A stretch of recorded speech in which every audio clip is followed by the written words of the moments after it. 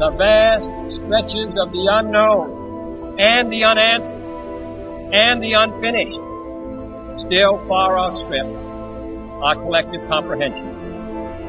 No man can fully grasp how far and how fast we have come. But condense, if you will, the 50,000 years of man's recorded history in a time span of but a half a century.